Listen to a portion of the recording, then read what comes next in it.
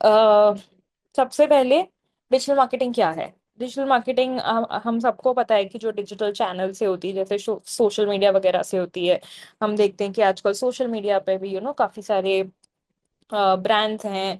आप आपको जरूरी नहीं है कि आपको वेबसाइट पे ही जाने की जरूरत होती है किसी ब्रांड के। आप क्या कर सकते हो कि आप ना उनके वेबसाइट, आप उनको इंस्टाग्राम पे भी बोल सकते हो कि ये हमारा प्रोडक्ट है, एंड मतलब ये प्रोडक्ट मुझे आपके यहाँ से बाय करना है, and they will directly send it to you.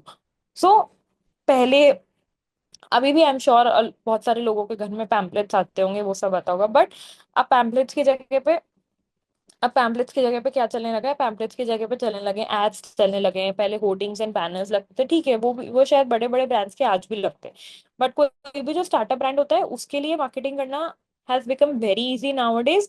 Y? Because क्योंकि ट्रेडिशनल मार्केटिंग में काफी पैसा लगता था, डिजिटल मार्केटिंग में इतना पैसा नहीं लगता। वो आप ईमेल से कर सकते हो, आप सोशल मीडिया से कर सकते हो, आप एक वेबसाइट से कर सकते हो। There are a lot of ways. Social media channel सबको पता होंगे, फेसबुक है, इंस्टाग्राम है। So there are a lot of you know platforms for you to do digital marketing. अब डिजिटल मार्केटिंग जो है वो with every every passing day it is increasing. By 2024 में एस्टिमेटेड था कि $200 बिलियन इंडस्ट्री थी। सोशल मीडिया के budgets हर मंथ बढ़ते जा रहे हैं। So this means what? This means कि डिजिटल मार्केटिंग एक ऐसा फील्ड है जो ग्रो करता जा रहा है with every passing day, that is growing with every passing minute और आवर। जितने भी नए ब्रांड्स मार्केट में आते हैं वो सब अपना एक अलग से एलोकेटेड बजट रखते हैं सिर्फ और सिर्फ मार्केटिंग के लिए। वाई? बिकॉज अगर वो लोग मार्केटिंग ही नहीं करेंगे तो फिर उनके प्रोडक्ट्स और सर्विसेज के बारे में लोगों को कैसे पता पड़ेगा। आज आप लोगों को शायद सिर्फ ये पता हो कि आज कितने ब्रांड्स हैं। मतलब आज आप मानोगे, आपके लिए मान लो कि जैसे सिर्फ दो ही ब्रांड्स एग्जिस्ट करते हैं, बट वो सेम काम जो आपके जाने में दो ब्रांड्स कर रहे हैं, वो काम शायद कोई और पांच या छह ब्रांड्स भी करते होंगे, बट आपको नहीं पता होगा। अब और शायद और लोगों को भी नहीं पता होगा। तो अगर वो जब नए मार्केट में आए हैं या उनको ज्यादा लोगों तक पहुंचना है, तो वो क्या यूज करेंगे? Digital marketing. अब वो ट्रेडिशनल मार्केटिंग भी यूज कर सकते हैं, यस, बट ट्रेडिशनल मार्केटिंग जो है वो महंगा होता है। जैसे देखा है पुराने टाइम में पैम्पलेट्स प्रिंट होते थे, तो 100 500 एक साथ होंगे।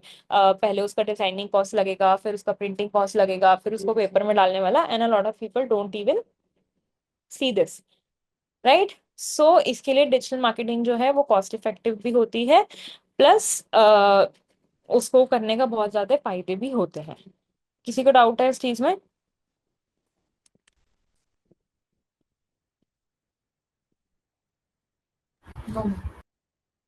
All sorted? ठीक है, परफेक्ट।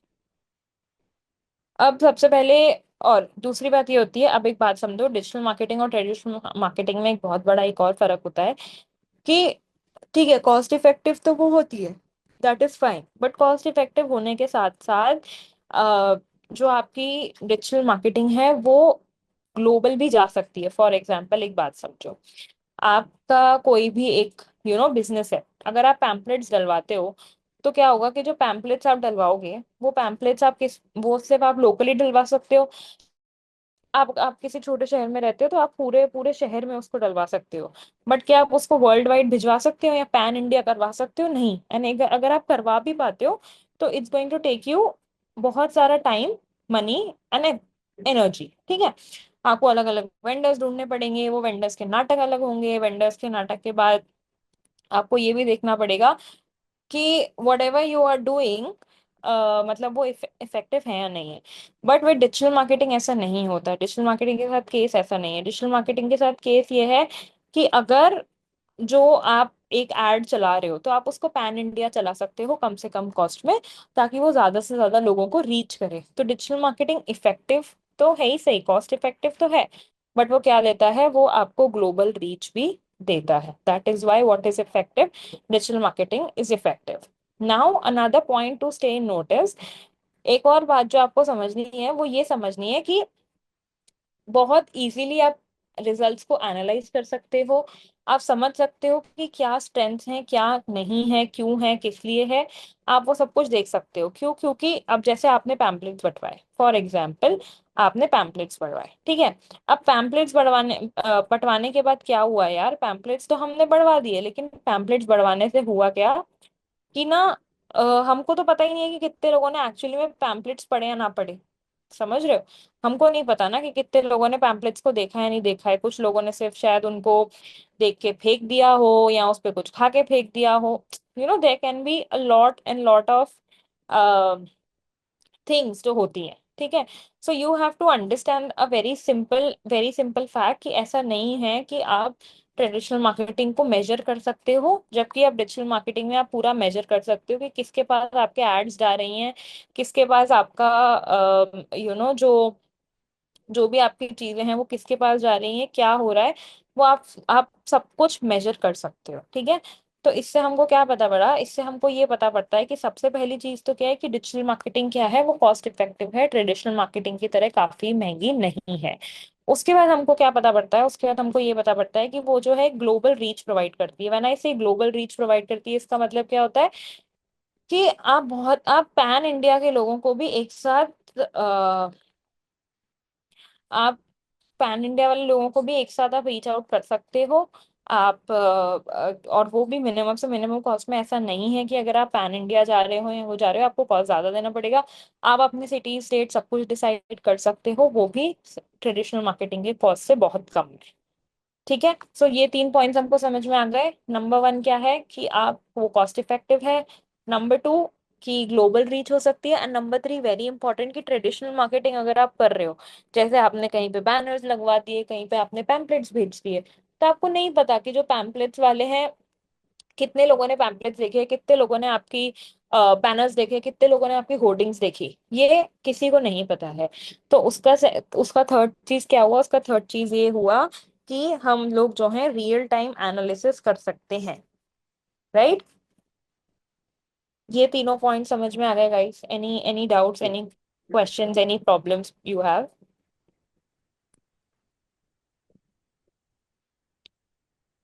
नहीं। कोई डाउट नहीं है। ग्रेट। प्लीज एक बार एक टेबल बना के ये तीनों पॉइंट्स लिख लो, comparison between traditional and digital marketing. लिख लिया। डन? सबने लिख लिया? I have. ओके। एक बार बाकी लोगों को 2 मिनट का समय देते हैं, ठीक है।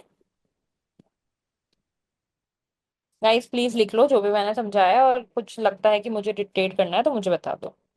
सबसे पहला इस cost effective, digital marketing cost effective होती है। दूसरा ग्लोबल रीच देती है। और तीसरा रियल टाइम एनालिसिस या रियल टाइम रिपोर्ट्स मिल सकते हैं।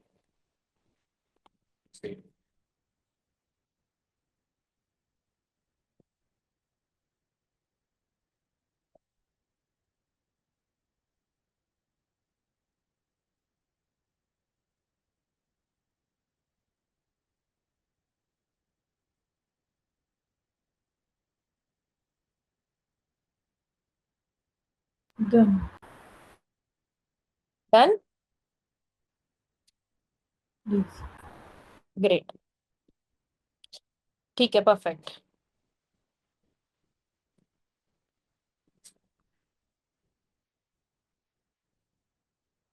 अब नेक्स्ट पॉइंट पे आते हैं। ये पॉइंट पढ़ो यहाँ पे, offers targeted advertising based on user behaviour and preferences, ठीक है। इसका मतलब क्या होता है, एक बात समझो। आप पैम्पलेट्स आ रहे हो किसी भी पे, मैम वॉइस जितने भी ब्रेक लोग हो रही है। पैम्पलेट्स देख रहे हैं, क्या वो आपके आइडियल ऑडियंस है? कोई कुछ बोल रहा था? मैम वॉइस ब्रेक हो रही वॉइस ब्रेक हो रही है? Okay, give me a minute. Is it better? है। परफेक्ट। अब आप एक बात देखो कि जितने भी जो भी लोग हैं, अ, जो भी पैम्पलेट्स आप लोगों को भेज रहे हो या कुछ भी कर रहे हो, तो आपको क्या लगता है जितने भी लोग आपके पैम्पलेट्स देख रहे हैं, क्या वो सारे के सारे आपके क्लाइंट्स हैं? क्या वो सारे के सारे आपके आइडियल ऑडियंस हैं जो आपकी सर्विसेज में इंटरेस्टेड है?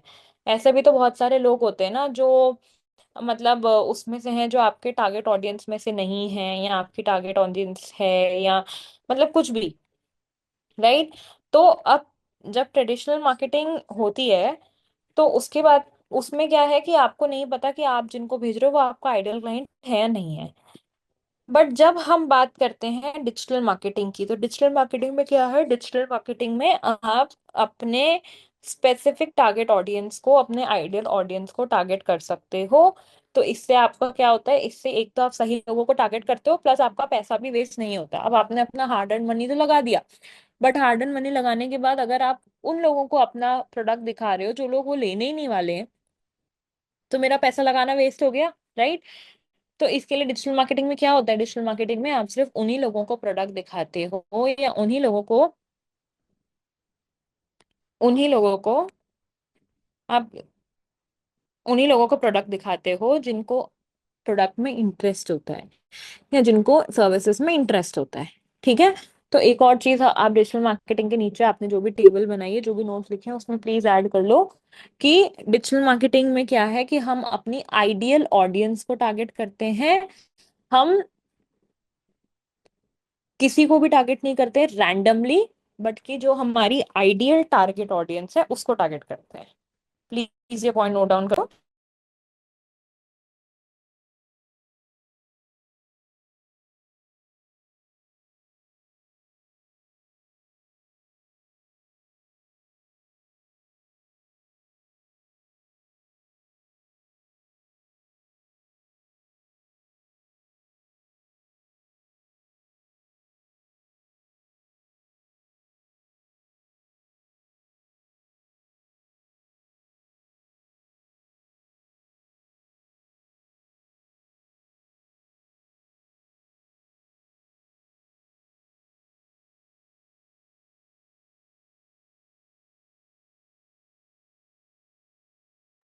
गाइस लिख लिया?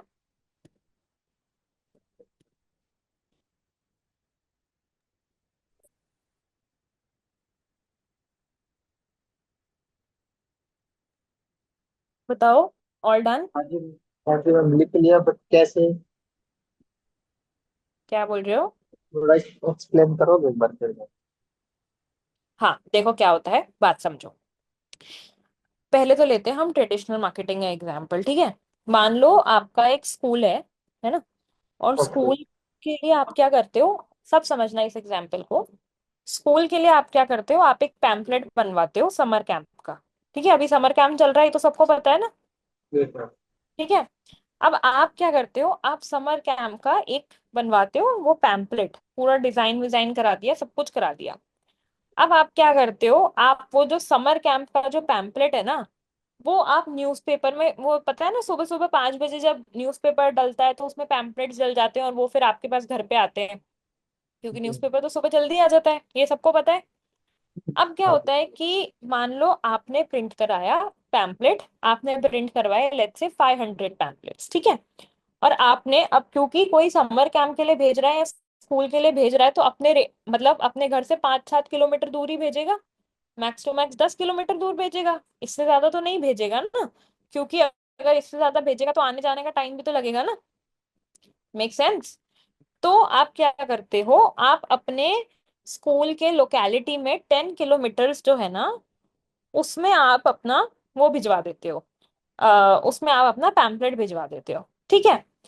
अब आपने 500 पैम्पलेट्स भिजवा दिए। अब आपको क्या श्योर है कि जो 500 पैम्पलेट्स हैं, ठीक है, जो 500 पैम्पलेट्स हैं वो 500 के 500 उन्हीं लोगों को पहुंचे हैं जिनके बच्चे ऐसे हैं जो समर कैंप में जा सकते हैं? बताओ। No no. जो 500 आपने प्रिंट करवाए हैं, जरूरी नहीं है ना कि हर किसी के घर में बच्चा हो जो समर कैंप में जाएगा। कुछ के बड़े हो सकते हैं, कुछ के छोटे हो सकते हैं, या कुछ के हो ही नहीं सकते हैं, राइट। या कुछ के ऑलरेडी अगर हैं, तो कुछ के ऑलरेडी किसी दूसरे समर कैंप में एनरोल्ड हो, क्योंकि जब समर कैंप हो रहा है तो एक थोड़ी होगा, बहुत सारे होंगे, राइट। तो 500 में से मैं मानती हूं कि वो सिर्फ 100 लोगों के ही इंटरेस्ट का था, बाकी 400 तो लोग ऐसे ही थे जिनके या दूसरे में एनरोल्ड थे या एज के बाहर थे या कुछ भी रीजन था, ठीक है।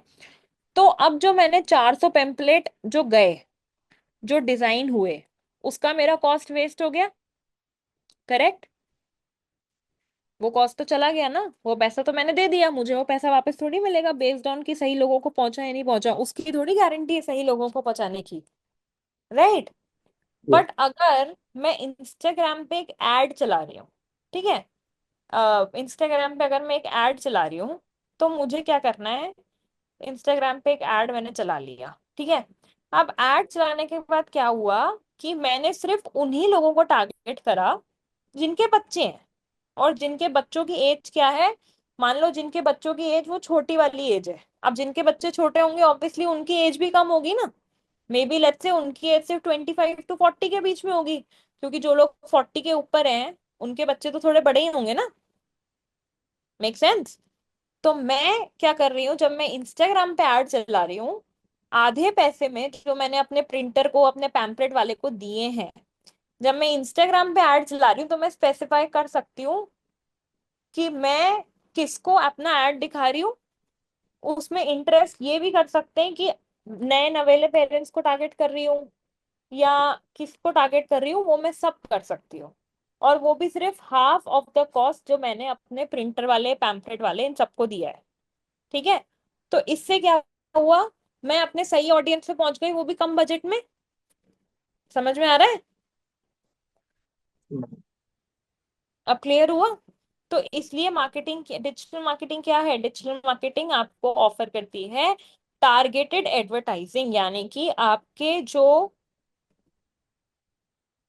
वो आपको ऑफर करती है टारगेटेड एडवर्टाइजिंग। टारगेटेड एडवर्टाइजिंग क्या है, जो आपके यूजर बिहेवियर पे या फिर जो आपकी आइडियल ऑडियंस को ही टारगेट करता है। ऐसे नहीं पूरी दुनिया को ही बस हम पैम्पलेट बस ऐसे ही अंधाधुन हम भेजी जा रहे हैं, हम कुछ भी नहीं कर रहे, no, that's not the case.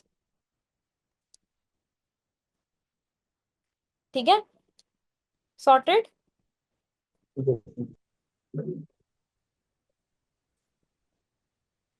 ठीक है, ये चार चीजें लिख ली। एक लास्ट चीज हम देखेंगे, आई नो इसमें बहुत सारे पॉइंट्स हैं, बट हम एक लास्ट चीज देखेंगे कि कंटेंट जो है वो इजीली अपडेट हो सकता है। अब एक बात समझो, इंस्टाग्राम पे आपने अगर एक ऐड चला दिया, तो आप उसको फटाफट से क्रिएटिव में एडिट करा के वापस से सही कर सकते हो, करेक्ट।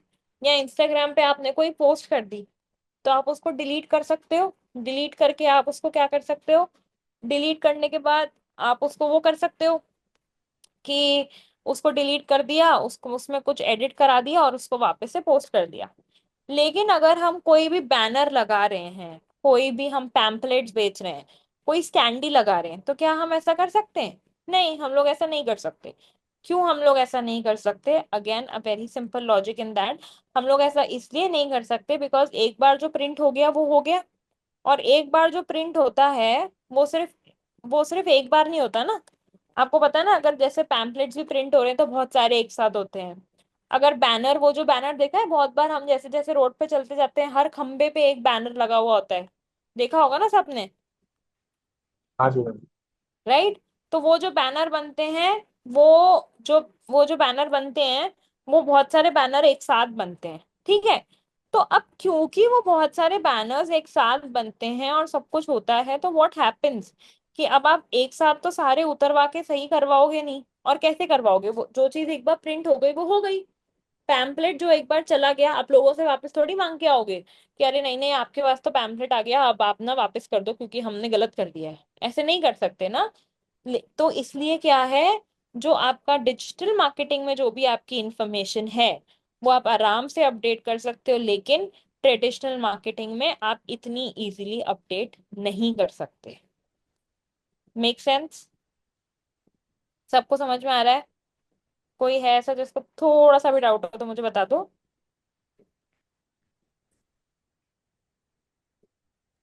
मैम, हम्म। ये इंस्टाग्राम में ऐड कैसे डालते हैं? अभी वो भी बताएंगे, आगे चलते जाएंगे फिर बताएंगे। अभी ओके। हम ट्रेडिशनल मार्केटिंग का ओवरव्यू पढ़ ले। हाँ, ओके मैम। यस।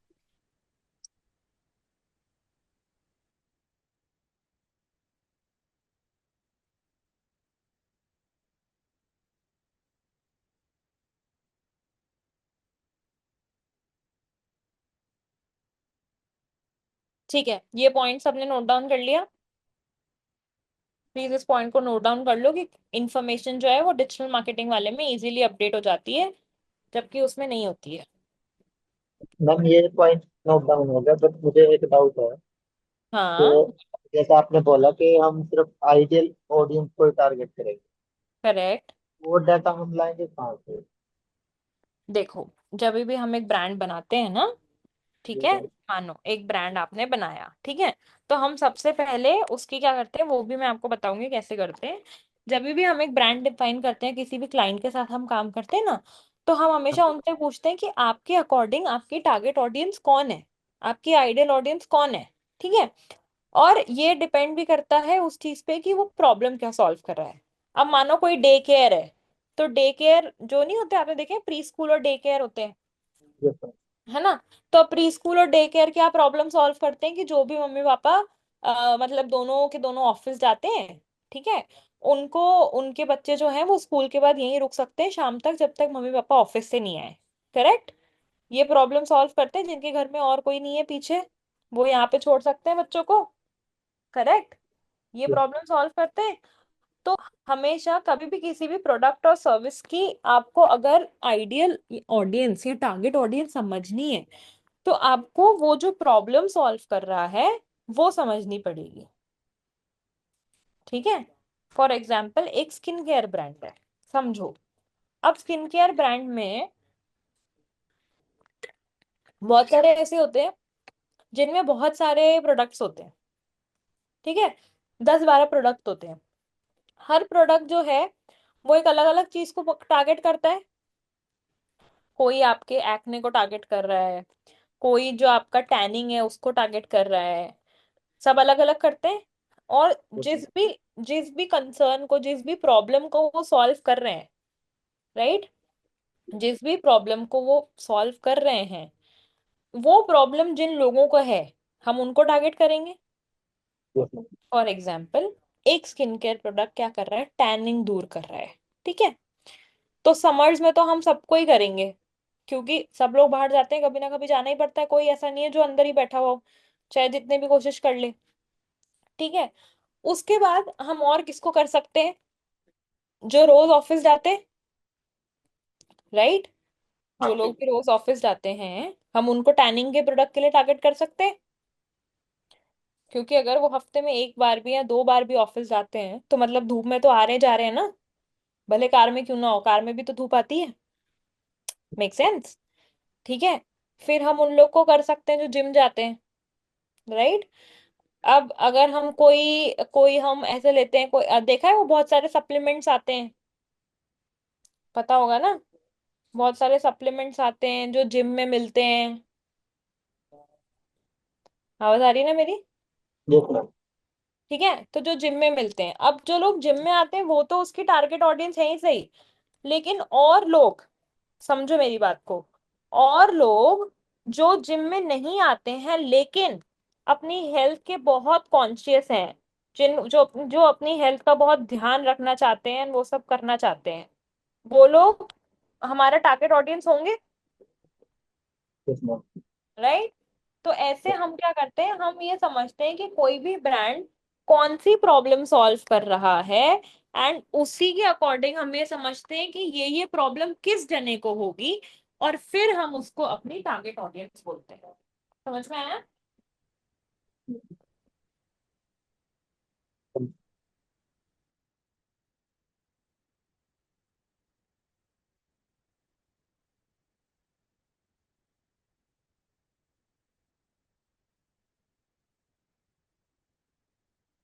गाइस किसी का कोई डाउट है, कुछ और पूछना है?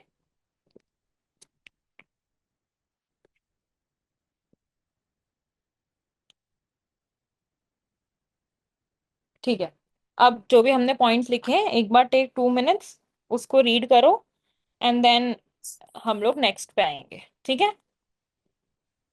Ma'am, yes. एक सीए का टारगेट ऑडियंस कौन हो? सबसे पहले बिजनेस ओनर्स। टैक्स, सीए क्या करता है, टैक्स में हेल्प करता है, इसमें।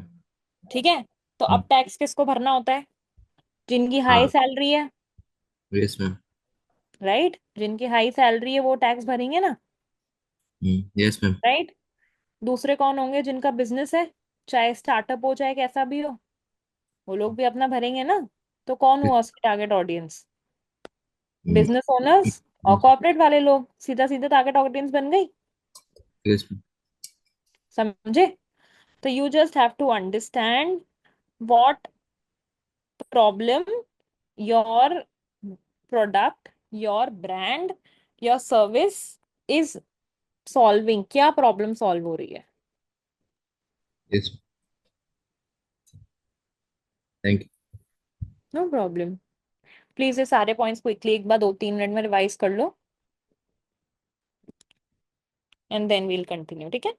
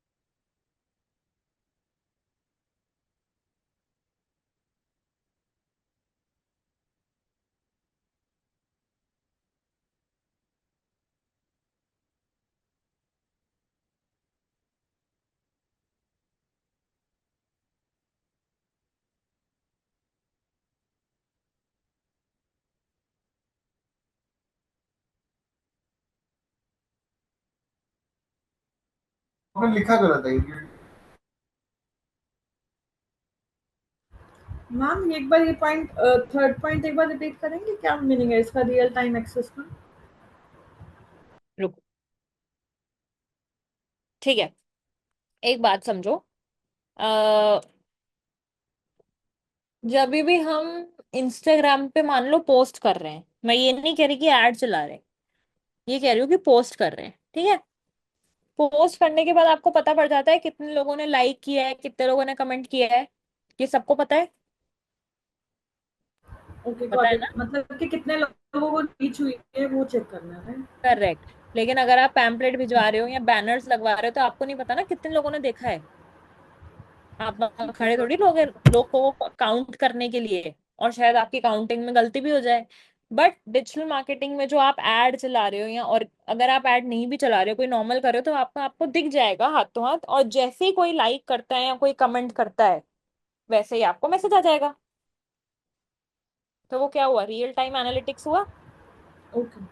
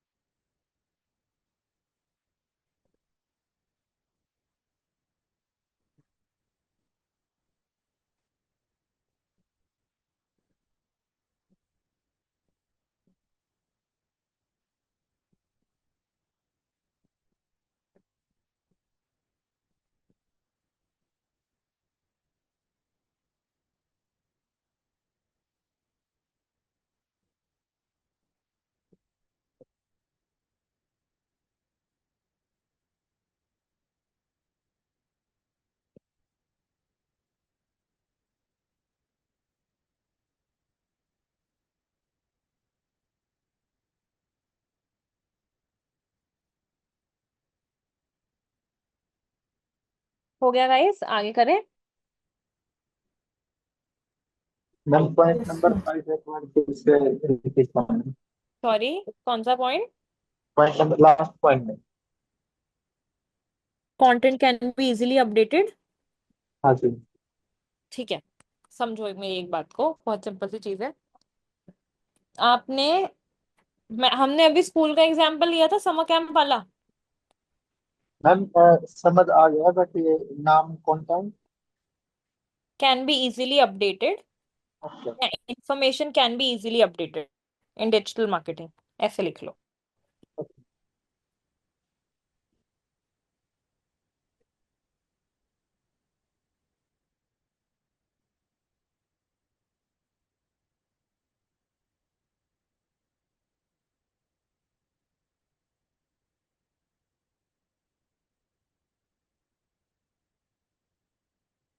हो गया? और किसी को कोई डाउट है? सी वील गो स्लो, कोई दिक्कत नहीं है। If you guys want 5 more minutes I give that, that's no problem. Please अच्छे से वो पॉइंट्स को देख लो, उसके बाद ही वील गो हेड।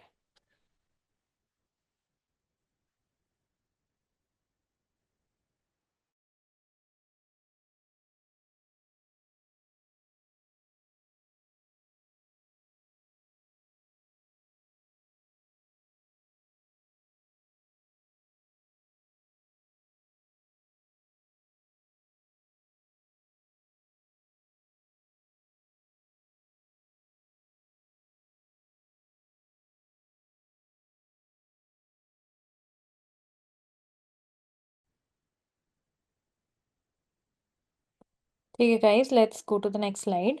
अब कितने टाइप की डिजिटल मार्केटिंग स्ट्रैटेजीज होती हैं? नंबर 1 होता है कंटेंट मार्केटिंग। कंटेंट मार्केटिंग क्या होती है कि आपने देखा है बहुत सारे वेबसाइट्स पे ब्लॉग्स होते हैं, आर्टिकल्स होते हैं, वो सब क्या होते हैं? Content marketing. कंटेंट मार्केटिंग क्या होता है? आर्टिकल्स के फॉर्म में, ब्लॉग्स के फॉर्म में, क्वेश्चन आंसर्स के फॉर्म में, उसको हम क्या करते हैं, उसको हम क्या कहते हैं? उसको हम कहते हैं कंटेंट मार्केटिंग। ठीक है। उसके बाद आता है, नेक्स्ट आता है social media marketing. Social media सबको पता है, जो सोशल मीडिया प्लेटफॉर्म्स पे होती है। आप भले से सिर्फ पोस्टिंग कर रहे हो या एड्स चला रहे हो, ठीक है। जो भी, अगर सिर्फ आप पोस्टिंग भी कर रहे हो या आप एड्स चला रहे हो या आप सिर्फ एक स्टोरी डाल रहे हो, that all is a part of social media marketing. तो सबसे पहले हमने क्या पढ़ा था? सबसे पहले हमने पढ़ा था कंटेंट मार्केटिंग, उसके बाद हमने पढ़ा है social media marketing. Content marketing क्या होता है? सबसे पहले कंटेंट मार्केटिंग ब्लॉग्स और आर्टिकल्स के फॉर्म में जो होती है, that is content marketing. Social media marketing is what? जो आप पोस्टिंग करते हो, सोशल प्लेटफॉर्म सबको पता है, फेसबुक, इंस्टाग्राम, ट्विटर, लिंक्डइन, ये सारे प्लेटफॉर्म, जो भी सोशल मीडिया प्लेटफॉर्म्स पे आप अपना पोस्टिंग करते हो, अपना प्रमोशन करते हो ब्रांड का, that is known as social media marketing. उसके बाद आता है इन्फ्लुएंसर मार्केटिंग। इन्फ्लुएंसर मार्केटिंग आजकल सबने देखा होगा, बहुत सारे इन्फ्लुएंसर्स है दुनिया में, आपको पता ही है। ब्रांड्स जो हैं इन्फ्लुएंसर्स को बोलते हैं कि आप हमारा प्रोडक्ट दिखाओ, अनबॉक्सिंग करके दिखाओ, उसको यूज करके दिखाओ, राइट। तो हमने क्या देखा है कि हमने हमने क्या देखा है कि इन्फ्लुएंसर मार्केटिंग आजकल बहुत ज्यादा ट्रेंडिंग है। सबसे ट्रेंडिंग चीज क्या है आज की? Influencer marketing. उसके बाद आता है ईमेल मार्केटिंग। ईमेल मार्केटिंग क्या होता है? डायरेक्ट कम्युनिकेशन फैसिलिटेट करता है, यानी कि आपने देखा है आपको बहुत सारे ईमेल्स आते हैं। जब कभी आप कार्ट में कोई प्रोडक्ट छोड़ देते हो तो आपको ईमेल आता है। कभी कभी आप कहीं से अगर शॉपिंग करते हो तो उसके बाद आपको ईमेल्स आते रहते हैं कि देखो हमारे पास 10% ऑफ है, थोड़ी सी और शॉपिंग कर लो, हमारे पास ये आज फ्री है, फ्राइडे नाइट है, तो आप हमसे ये शॉपिंग कर लो एंड एवरीथिंग। तो इसको हम क्या बोलते हैं? Email marketing. कोई डाउट है तो प्लीज बता दो, नहीं तो ये नोट डाउन कर लो क्विकली प्लीज।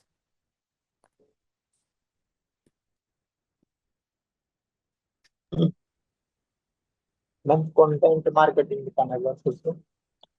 देखो कंटेंट मार्केटिंग क्या होता है, आप कभी भी किसी भी वेबसाइट पे जाओगे ना तो आपको ब्लॉग्स दिखेंगे, राइट। वो इंफॉर्मेशन प्रोवाइड करते हैं और वो इंफॉर्मेशन के दौरान ये भी करते हैं, चलो मैं आपको एक वेबसाइट पे लेके चलती हूँ। अ,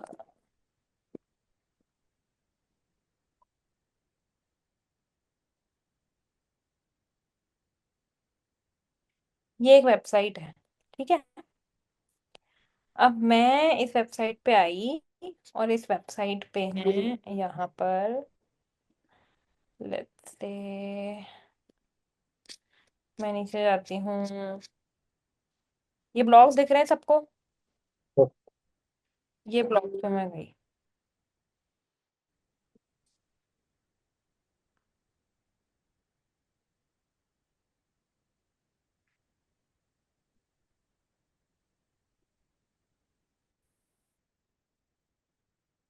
ठीक है।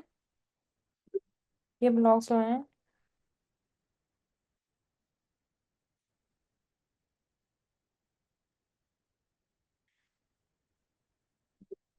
अगर मैं इस ब्लॉग पे जाती हूँ,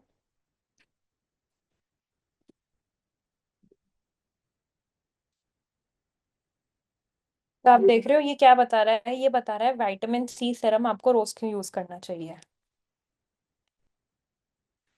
ठीक है, ये एक नॉर्मल सा टॉपिक है। अब इसने क्या करा, पहले इसने आपको इन्फॉर्मेशन दी विटामिन सी सीरम क्या होता है, टॉप बेनिफिट्स इसके क्या होते हैं, कब यूज करना चाहिए। अब इसने क्या करा, आपको इन्फॉर्मेशन देते देते इसने आपको अपने प्रोडक्ट के बारे में बता दिया। देख रहे हो, ये इनका प्रोडक्ट है, इसके बारे में बता दिया। फिर वही जनरल चीज है कि क्या बेनिफिट है, क्या करना चाहिए और ये सब। तो इसने क्या करा, इसने आपको कंटेंट यानी कि ब्लॉग के थ्रू इंफॉर्मेशन दी, सबसे पहली बात। और उस इंफॉर्मेशन में ये भी बता दिया कि आप इनका प्रोडक्ट कैसे यूज कर सकते हो, अपने प्रोडक्ट की मार्केटिंग भी कर दी। तो इसको हम क्या बोलते हैं, कंटेंट मार्केटिंग। जो ब्लॉग्स या आर्टिकल्स कोई भी लिखता है जो इंफॉर्मेटिव तो होते हैं, बट साथ साथ कोई एक पर्टिकुलर प्रोडक्ट या सर्विस को प्रमोट करते हैं, तब हम कहते हैं कंटेंट मार्केटिंग। समझ गए। मैम बट ये तो तभी हो पाएगा ना जब हम इसकी वेबसाइट पे जाएंगे। बट ये मार्केटिंग के लिए कैसे हेल्पफुल हुआ? जिसको पता ही नहीं इनकी वेबसाइट के बारे में, वो कैसे ठीक है, चेक अगर कर किसी को पाएगा? नहीं पता इनकी उसके बारे में, तो दैट्स ओके।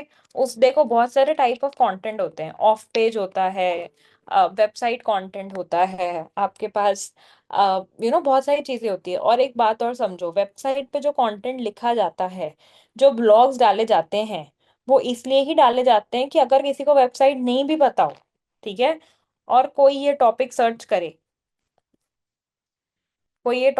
करे, तो एम क्या है कि जब भी कोई ये टॉपिक सर्च कर रहा है, तो हम यहाँ पे रिजल्ट पेज में आने चाहिए। ठीक है, एम यही होता है। अब मानो मैंने जब ये टॉपिक नॉर्मली सर्च किया, तो आप देख रहे हो ये बहुत सारे आर्टिकल्स आ रहे हैं, सबको दिख रहे हैं। इस वेबसाइट का मुझे नहीं पता है, बट मैं क्या करूंगी, मैं इस वेबसाइट पे जाऊंगी। ठीक है, दिख रहा है सबको, यहाँ पे भी कितनी सारी चीजें लिंक है, दिख रही हैं। ये स्टडी लिंक्ड है, कैसे चूज करना है, क्या है, क्यों है। तो इन्फॉर्मेशन देते देते क्या है, इन्होंने एक प्रोडक्ट को भी प्रमोट कर दिया। That is known as content marketing. See, मैं इसमें जाती हूँ, सबको दिख रहा है ना गाइस। देखो पूरा उसने दे रखा है, क्या कब यूज करना चाहिए, क्यों यूज करना चाहिए, क्या है, क्यों है। ठीक है, कहाँ से आर्टिकल व्यू हुआ है, सब कुछ।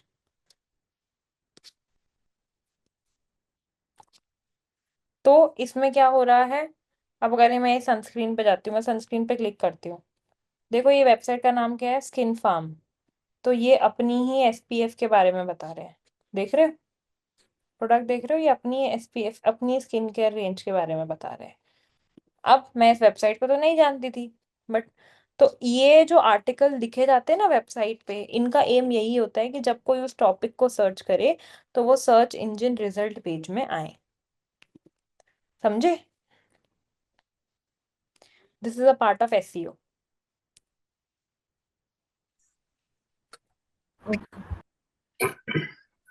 मैम अगर हम एक ब्लॉग लिख के उसे ब्लॉग स्पॉट में या फिर जो वेबसाइट है उसमें अगर पोस्ट करते हैं तो क्या गूगल में सर्च मारने से वो इंफॉर्मेशन आएगी?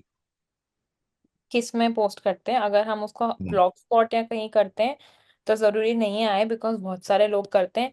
और आपको ये चीज समझनी पड़ेगी कि एकदम से जैसे ही आप करोगे ना, वैसे ही कभी भी कोई चीज नहीं आएगी।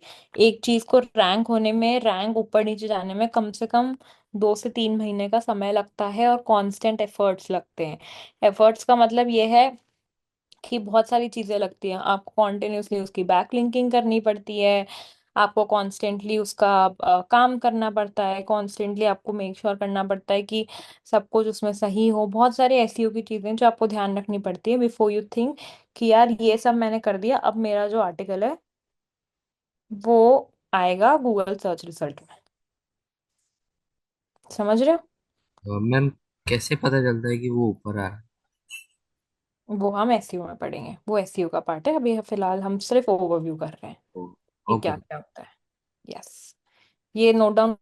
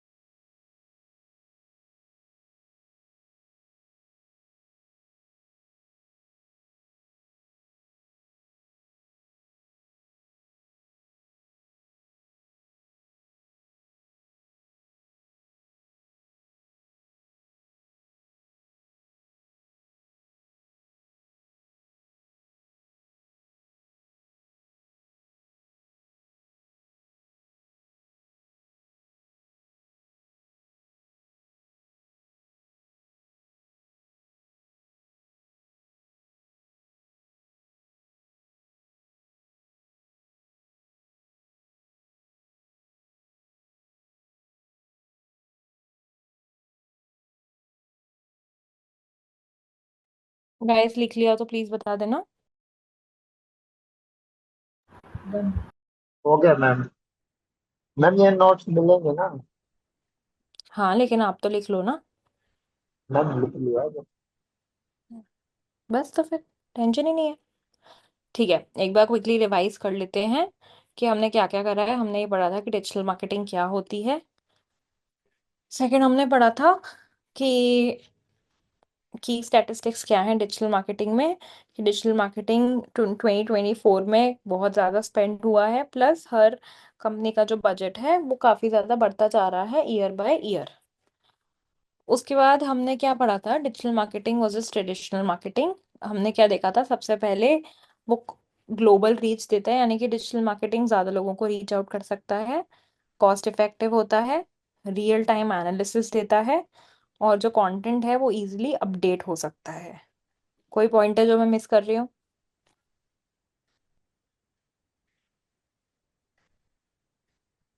बताओ, डिजिटल मार्केटिंग में मैंने कोई पॉइंट मिस किया है, बताओ कौन सा है।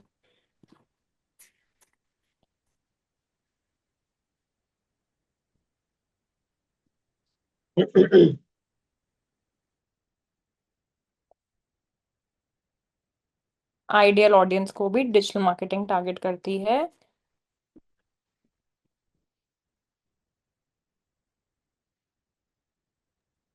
ओके। उसके बाद आता है कि types of digital marketing strategies कौन सी होती है, content marketing, social media marketing, influencer और ईमेल। आई होप यहाँ तक सबको क्लियर है। कोई भी डाउट है प्लीज बता देना।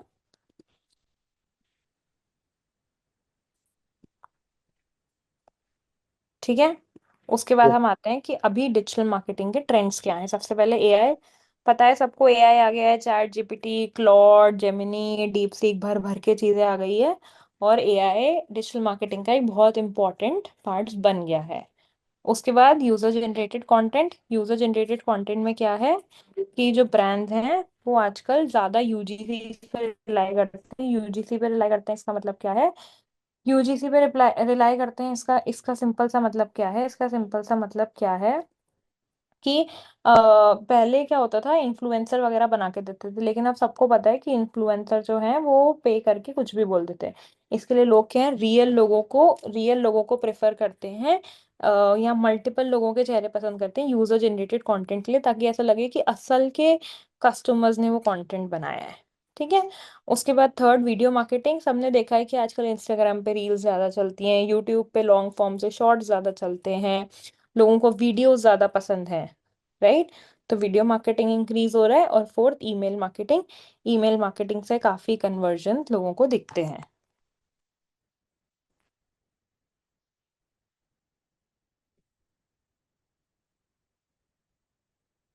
ठीक है।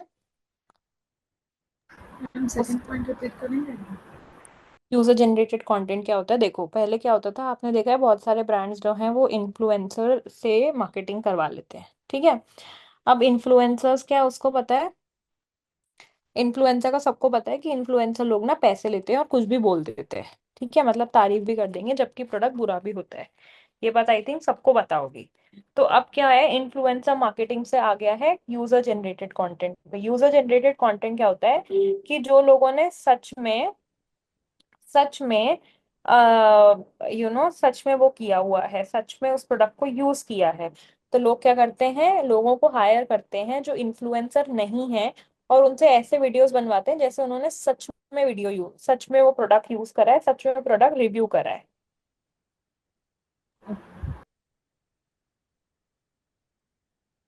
ओके। ये फटाफट ट्रेंड्स लिख लो। प्रोडक्ट यूज करते टाइम वीडियो बना के अपलोड यस। करते हैं ना ma'am? The unboxing, yes.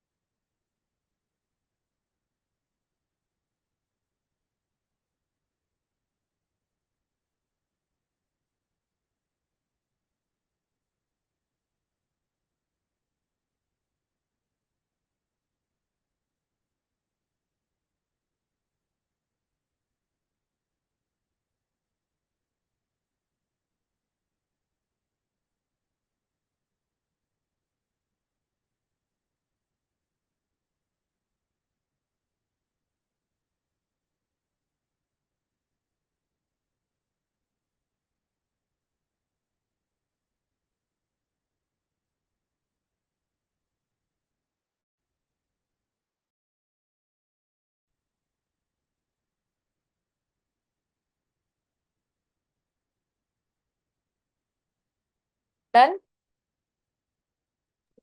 Yes ma'am. Perfect. एक लास्ट चीज पढ़ लेते हैं फटाफट। चैलेंजेस क्या होते हैं डिजिटल मार्केटिंग में। सबसे पहले तो ये है कि डिजिटल मार्केटिंग ना देखो हर दिन चेंज होती है, मतलब इंस्टाग्राम का एल्गोरिथम हर दिन चेंज होता है, आपको पता है कुछ ना कुछ नए अपडेट्स इंस्टाग्राम में आते ही रहते हैं। उसके बाद कुछ ना कुछ नए अपडेट्स के साथ साथ हमने ये भी देखा है कि ना कुछ चेंजेस होते ही रहते हैं कॉन्स्टेंटली, राइट। तो सबसे बड़ा चीज क्या है, सबसे बड़ा चीज ये है कि कॉन्टिन्यूसली चेंजेस आते जाते हैं, तो आपको अपने आप को ऐसा नहीं है कि एक बार आपने पढ़ लिया तो you are updated. You will have to keep yourself updated, चाहे आप वो कर रहे हो, चाहे आप कुछ भी कर रहे हो, चाहे आप ऑलरेडी जॉब भी कर रहे हो, तो ये आपका यू नो रिस्पॉन्सिबिलिटी है कि आप अलग अलग चैनल से अलग अलग जगह से जो है ना आप उसमें वो रहो कि व्हाट इज हैपनिंग। उसके बाद क्या है, डेटा प्राइवेसी। अब आपने देखा है कि कभी भी आप ना कुछ भी सर्च करते हो, जैसे आप सर्च करना आज कि मुझे ना बाय शूज इतने के, तो इंस्टाग्राम पे आपको शूज के एड्स ना दिखाई देना शुरू हो जाएंगे। इसका मतलब क्या है, इसका मतलब ये है कि जो है हमारा डेटा जो है वो सेफ नहीं है, हमारा डेटा यूज हो रहा है इन प्लेटफॉर्म्स के साथ ताकि हमको वो रेलेवेंट एड्स दिखा सके। थर्ड इज कि ब्रांड कंसिस्टेंसी। अब हर ब्रांड की ना एक मैसेजिंग होती है, ये हम पूरा ढंग से पढ़ेंगे कि क्या होती है। बट बहुत बार ऐसा होता है कि मतलब आपने देखा है एक ब्रांड ना सिर्फ एक सेट ऑफ कलर्स यूज करता है और कुछ नहीं यूज करेगा, तो बहुत बार क्या होता है कि इसमें प्रॉब्लम हो जाती है कि करना क्या है, राइट। और फोर्थ रैपिड टेक्नोलॉजिकल चेंजेस हमने देख लिए हैं। फर्स्ट इज टेक्नोलॉजी फटाफट चेंज होती है।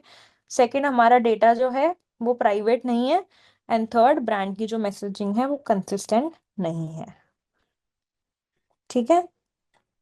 अब ये जो भी चीजें हमने लिखी हैं हमने करी हैं, इसको प्लीज नेक्स्ट क्लास में पढ़ के आना पूरा अच्छी तरह से। कुछ डाउट हो तो पूछना, नहीं तो हम आगे एईओ एसईओ और जीईओ से स्टार्ट करेंगे। ठीक है। Okay ma'am. Perfect. Thank you so much guys, see you in the next next class. Class